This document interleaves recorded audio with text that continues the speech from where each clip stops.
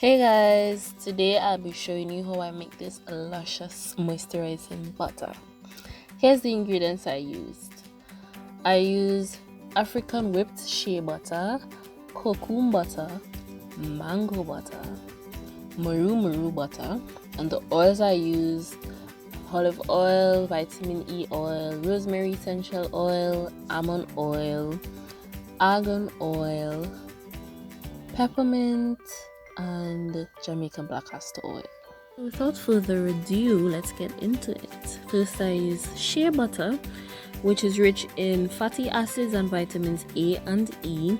It's moisturizing, anti-inflammatory, and anti-aging, has emollient and healing properties for the skin, increases shine and reduces frizz, and prevents breakage and split ends.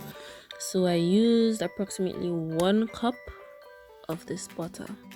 Next up, we have mango butter, another moisture-rich butter rich in vitamins, minerals, antioxidants, and fatty acids, restores elasticity to hair strands, and promotes healthy hair growth. And I used about 1 cup of this as well. Next, I added about 3/4 cup of Kokum butter. It's moisturizing, anti-aging, rich in fatty acids, non-comedogenic, which means non-pore clogging, promotes hair growth, smooths the appearance of scars and stretch marks, and heal fissures and cracks of the lips, hands, and feet. Last up, we have Muru butter, and I used about 1/3 cup of this. It's rich in fatty acids, oleic acid, vitamin A, and anti-inflammatory properties, helps to soften and lock in moisture, and maintains hair elasticity. Now it's time to melt the butters together. Now you could do this in the microwave, but I wouldn't really recommend that, as I feel like it will just fry all the nutrients in them. So I created this makeshift double boiler and allowed the butters to melt together before adding the oils, which took about 10 to 15 minutes.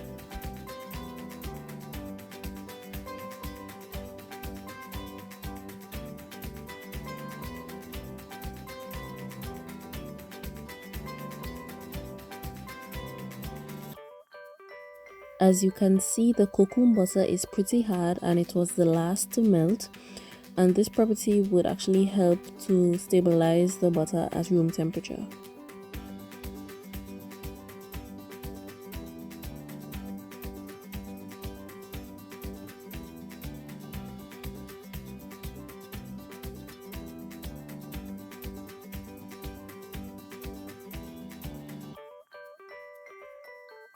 After all the butters have melted, now it's time to add the oils. First up, we have olive oil, which is a very moisturizing oil most persons already have in their kitchen. Matter of fact, most of these oils are oils you should already have at home, but if you don't beat up, you could always just use what you have. So I used 2 tablespoons of that.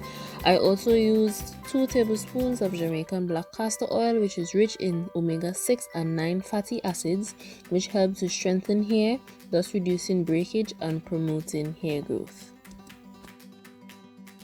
Next, I added 1 tablespoon of almond oil, which is another very moisturizing oil which also has anti-inflammatory properties. Then we have argan oil, again moisturizing, and it also has antioxidants and nourishing fatty acids. Then I added 1 teaspoon of vitamin E, which is an antioxidant and it promotes hair growth. I mean, at this point, all of them promote hair growth. So onto the stimulating essential oils, I added 13 drops of peppermint oil, which I mainly use for its aroma, and also the same for rosemary oil. Well, that was supposed to be 13 drops as well, but I got a little excited. And well, after all the oils have been added, stir them all together and put it in the fridge to solidify.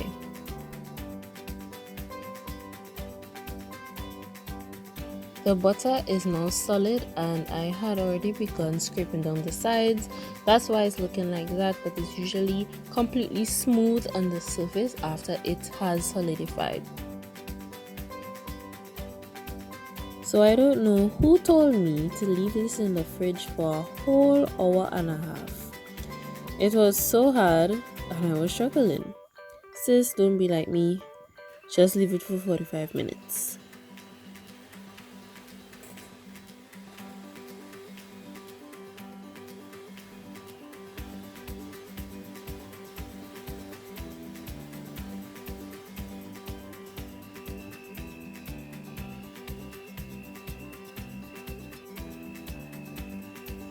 I would suggest whipping for 10 to 15 minutes until it looks edible or until you get to your desired consistency.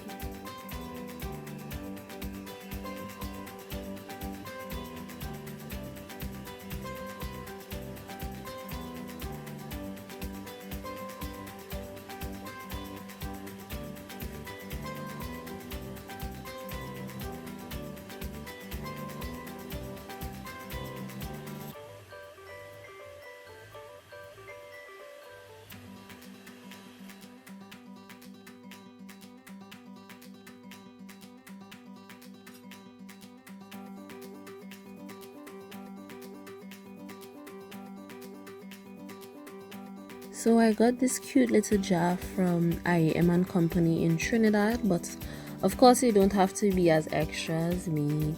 You could just use whatever an empty container you may have at home.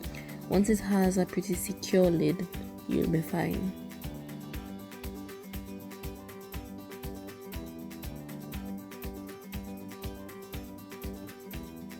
Now it's time to transfer the butter into the jar. I used a clean plastic bag, fitted that into the jar, and spooned the butter into that before cutting the tip of the plastic bag and piping it into the jar. Now this technique did help to pack the butter tightly into the jar with as little air spaces as possible, but it's not completely necessary. You could always just use a spoon and spoon it into the jar.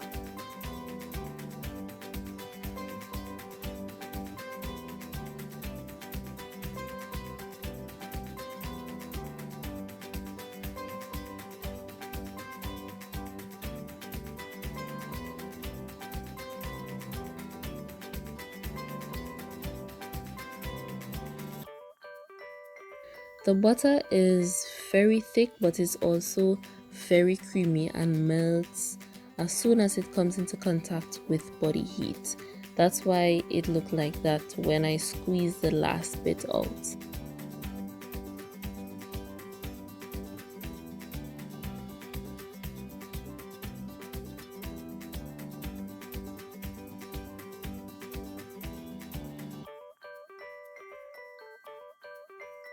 And that's it for my DIY multi-purpose shea mango butter. I use it mainly for my hair, but I also use it for my skin, lips, and to smooth stretch marks. It's very moisturizing and I recommend you try it. Like if you like this video, comment, share, and subscribe. Peace.